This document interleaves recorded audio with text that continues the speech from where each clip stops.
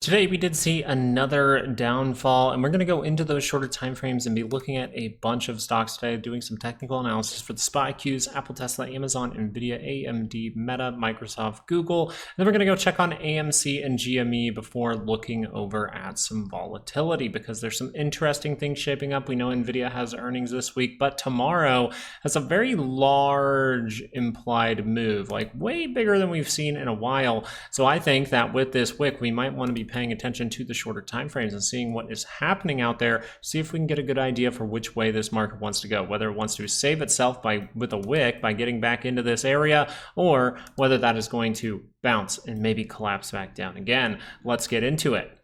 The first thing I wanted to do was figure out how important this area is and if these buyers attempting to step in are going to be successful. And so to really get an idea of this, I want to see what was happening in these areas and include possibly the futures market. So really looking here, and don't really pay attention to the levels, right? This is more so about, do we see buying pressure at these levels? You'll notice that this is the area where we saw multiple wicks, where we could not close below that 59.50. So very interesting here for the SPX 500 to get another wick down here at these levels. And when you do pull this out to an hourly chart, you do notice that it's kind of a different story in the futures market and how important this level could be. This actually could be some form of divergence down here forming, right? We see all the divergences that are holding.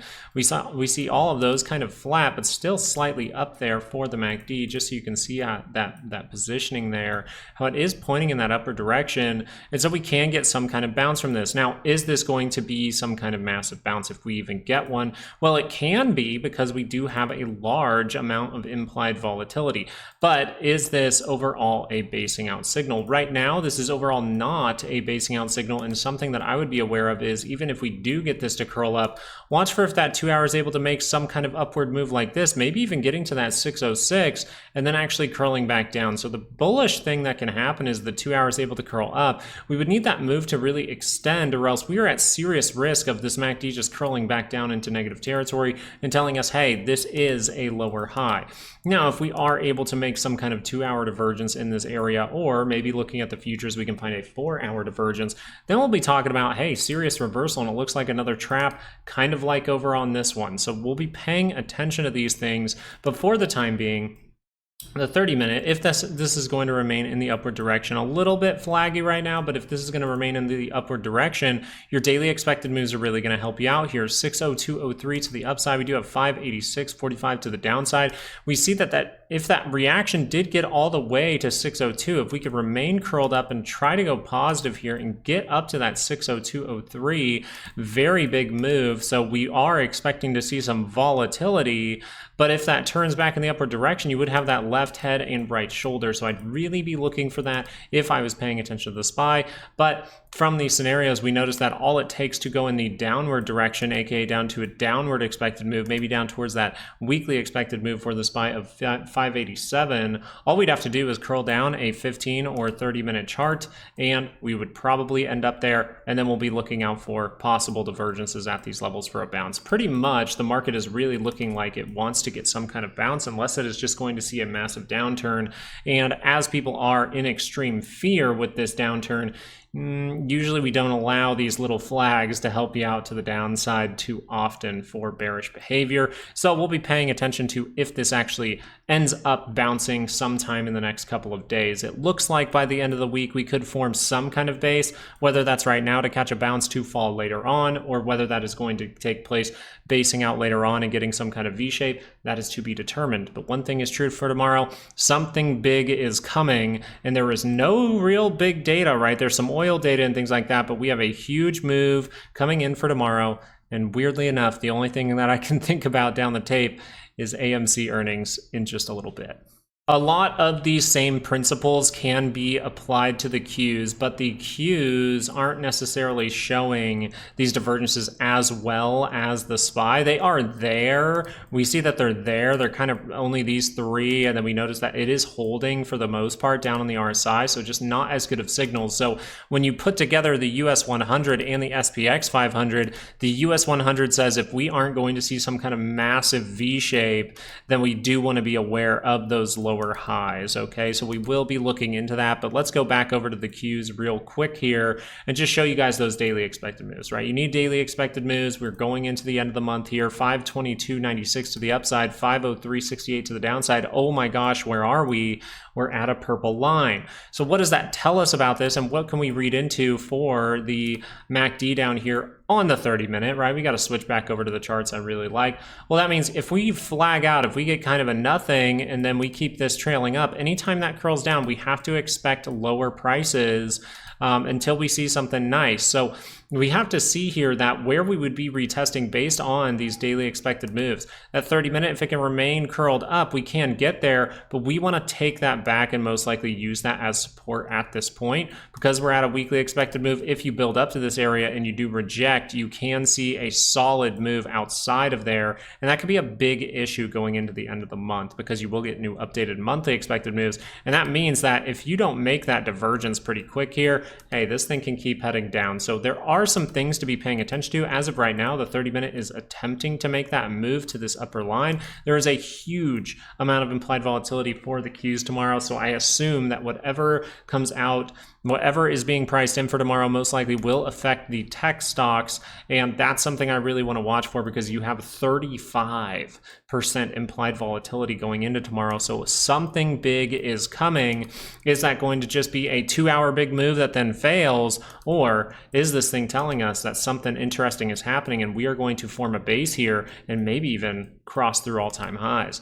We just got to watch the signals and see how this thing performs. I will be attempting to get the live show back up, and I do apologize that I wasn't able to go live today, but I will be fixing that hopefully overall throughout the night tonight, and then we can get to live streaming in the morning. So please join me back in the morning. Make sure you have those notifications on, and let's go look at some individual stocks.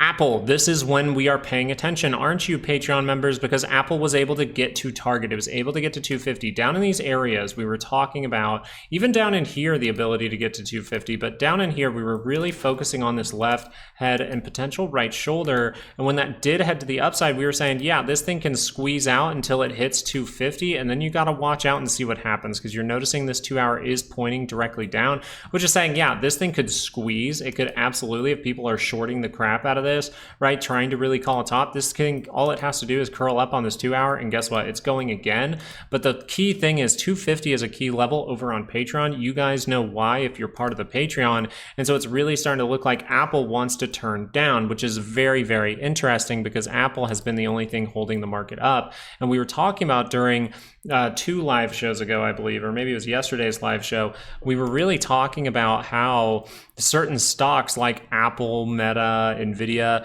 when a lot of things are going down, sometimes one of those stocks just holds up a little bit better, and that kind of allows the SPY and the Qs to not break key levels, which is very interesting to me. So this means to me, are things going to flow out of Apple and into something else? Well, something else might actually be Tesla, as it has set up a potential 2-hour divergence. If we actually get that positivity to come in, that could be a big deal. And when we do talk about these things reversing around, something good to do in this video for you guys is going to be to watch at least till the end, because we are going to talk about volatility towards the end of this video, and it does give some very big hints, and you Patreon members already know the hints that we are looking at, and those have already confirmed, so make sure you watch to the end of the video. But this 2-hour divergence, once again, it does not look very good.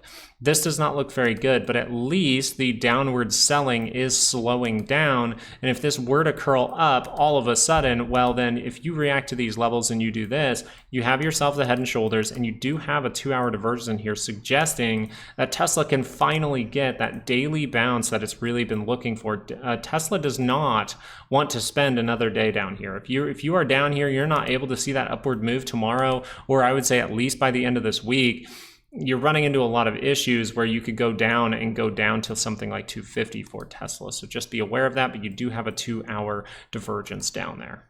Amazon is another one that is very good to look at because it had the daily divergence. And something, I just want to point out one thing here, right? We were talking about how the Qs or the US 100 didn't have as good of reversal signals, and is very likely to see some kind of lower high, maybe even on a shorter time frame. And I wanted to bring that up with Amazon because Amazon, now I don't know if Amazon will revisit these prices, but I really want to be paying attention to if Amazon gets that higher low or some kind of divergence still at this point. But I think as of right right now for Amazon. I don't think it wants to stay below that 213.52 for very long, and we never made that right shoulder that could have been. So maybe we're going to see a move to go make that right shoulder and then actually see people get very bullish all of a sudden, and then we start to turn down. We'll see if that's able to happen. But overall, for Amazon on this daily chart, we still want to be paying attention to lower highs for the daily and lower highs for the 2 hour. You can see that very clearly from the positioning of the MACD on the 2 hour, how low this thing is, and how we would need to solidify a base with a higher low or some kind of divergence in order to really say, like, yes, this thing is reversing around, unless it's completely V-shaping and the daily chart is able to confirm to the upside. Now, something that can make us turn around is this. Now, I already had this drawn up for Nvidia. I was looking at the connection between these highs, and I was really saying this looks like too good of something to not be some kind of shoulder. So if you put this up almost like a slanted head and shoulders and you drag this over, you're going, hey, this hasn't even come down that far really yet, but we are hitting our key levels, and I know that's not on there perfectly, but we are hitting that 125 again. If this is going to cross, this gets a little uglier, right? You don't want this to cross down on this MACD for the daily chart for Nvidia, because that can add up to, hey, we're going to chop this low, we're going to make a new one. It's unfortunate earnings is here because that's a 50-50 flip, but the structure that you do see here, if this is going to reverse back around on this 2 hour chart, it would suggest that this could be a pretty good slanted, extremely slanted head and shoulders. So I'm really paying attention to this. I think this is the best way for Nvidia to break to the upside, but we can't do too many technicals, especially on the shorter time frames. That's why we're paying attention to the daily structure, because earnings can be a 50-50 flip, and I will not be trading in Nvidia at all with that 50-50 flip. And I would suggest this too, even if I'm looking at something like AMD that has potential 2 hour divergences that just seem to not play out. Remember how flaggy that was, and we had 30-minute divergence above it.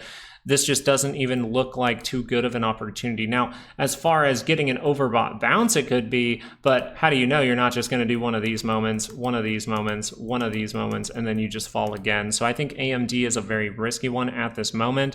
But something I wanted to click on was not AMD, but maybe even Meta, because Meta is seeing a big drop. We were really paying attention to this for a long time. Thank you for the signal towards that monthly expected move, Meta. Really appreciate it, but we were looking for that daily pullback. Now that daily pullback could be coming to an end. We really want to start to watch when these wicks start to come in.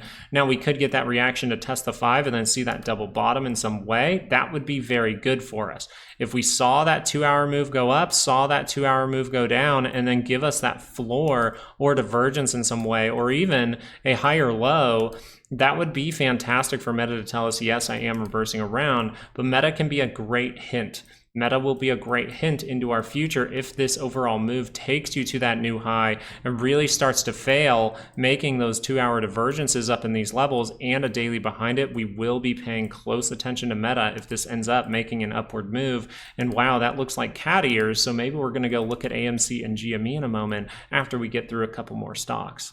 Microsoft has finally hit our zone where buyers do like to step in, right? We've seen this zone tagged many times, and now we're there again. So we're paying attention, but this can go deeper into the zone. I don't think you want to close below 393.20 at all this week. And a lot of these are down at lower expected moves, just so you are aware, and you want to join the Patreon to get those levels that will really help you out. The 2 hour here is what I am watching, and I'm noticing, this is so extended, and it's really just on the MACD. It's really extended, so it's very difficult to say that that's like a great signal. So I at least want to see something on the 30-minute. Now this is where it gets interesting for Microsoft, another stock showing potential divergence, just very tiny divergence, but very significant on the RSI. So if this wanted to get some kind of bounce, well, these tiny divergences over here led to some kind of bounce, right? These led to some kind of bounce. So why can't this tiny one lead to some kind of at least test of that 5? And then we see if that's able to get that higher low, get that divergence in some way to really solidify this as some kind of base, because it looks like a base, it smells like a base, but the only thing that proves it's a base is if a positive move happens afterward. Now, as we switch over to Google, sorry, random hiccups, you know me. Google, actually same type of scenario where the 2-hour is showing the divergence on the MACD but not on the RSI at the same time. This is a reversal signal that can turn up daily charts. It's just a relatively weak one, but just because it's a weak one doesn't mean it can't play out. It overall just means to me, hey, it might affect my position size in some way. So as of this moment, this could curl up a daily chart. If we see that positivity kick in, we are testing the 200, we are filling a gap. There most likely will be some kind of supportive bounce from here. And our job is to see how good that bounce actually is. If that bounce can take us up to these type of levels and then we use that 182.50 to actually head higher, I think that's how we turn up a daily chart. So now we've gotten through the bulk of all these ones. Let's go look at some fun ones over at AMC and GME, and then we're going to look at volatility in a moment.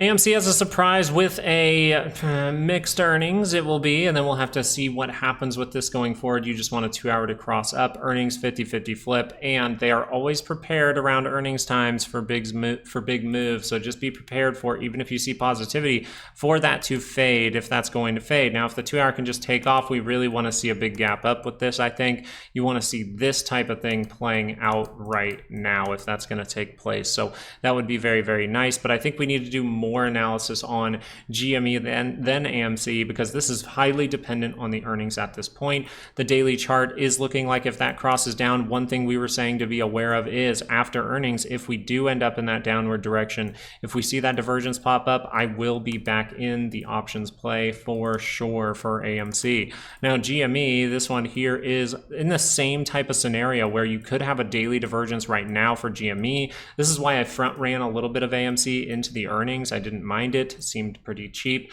if I'm trying to get some kind of squeeze out of it. But for this, you do have the 2-hour that is crossing down. That means downside is very likely and you're getting a close below the 200. That is not a good thing. Little wick came in though, so I wanted to look at this 4-hour and just go, okay, if that 4-hour is able to cross up, the first time we had that, it actually bounced. And you notice that divergence was only on the MACD, not on the RSI at the same time. I'm going to try to make that a little more visible for you down there. You can see that not at the same time on the RSI. So once we actually did make it at the same time on the MACD and RSI, that's when I start to really pay attention. That's when I have more to go off of. If GME can cross up into positive territory here, it would suggest that the daily is going to flip back around. But just to put it on at the end of this again, right, we pay attention to both sides.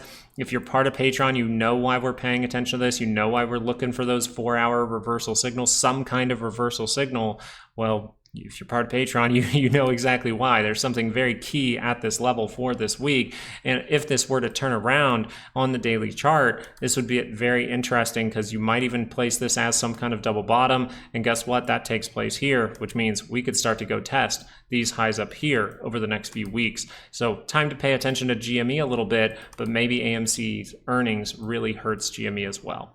Now we're going to talk about volatility as we failed the breakout of the trend line, right? Even if we do see the move outside of these, it's just, if it doesn't hold it for a few days, like really for more than 3 days, then it usually ends up down. So you notice over here, 3 days, on the 4th day, we give it up, right? So we need to be paying attention to more reversal signals around these areas, especially around the area of 20, right? That really gets the algorithms going. So maybe we're going to get some kind of retest down towards 1683 or 1504. That would be very, very interesting. So why am I suggesting a retest? It's because we look at this 30-minute. I mean, the 30-minute is showing some resiliency, really some resiliency, but you have multiple point divergence all across this thing, and it holds pretty well on that RSI. So we're paying attention to it. Obviously, if it curls up, it can go for another run.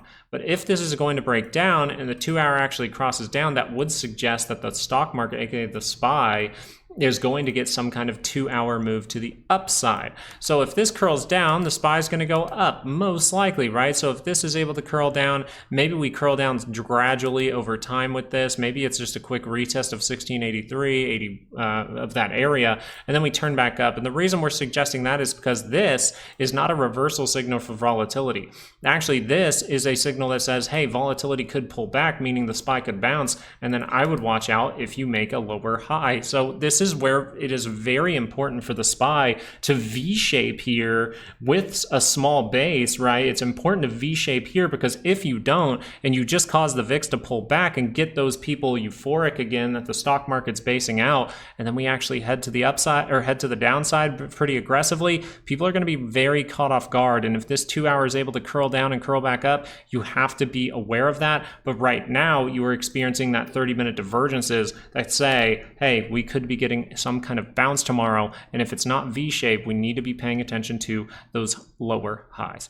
All right, guys, thank you so much for watching this video. Really do appreciate it. Thank you guys for being a part of this community. I will try my best to get the live stream up and working for tomorrow morning. But as always, I think that the main thing here is we just have to see if these reversal signals are going to produce some kind of bounce, as we see a lot of things hit weekly expected moves, including the Qs. But we need to understand that those can fail. If they're not going to fail, we're going to see bigger time frames be able to curl up, but we most likely won't see any sell signals, which is a great thing. And we will always have those updated levels for you with those daily expected moves, so you can pay attention to these levels every single day. Thank you guys for watching. Hope you have a fantastic evening. Say hi to the family for me. Go eat some good food, get reloaded and ready for tomorrow, because I think it might be a pretty wild one, which is interesting when you have almost nothing on the books supposed to happen. All right, guys, I'll talk to you later. Peace out.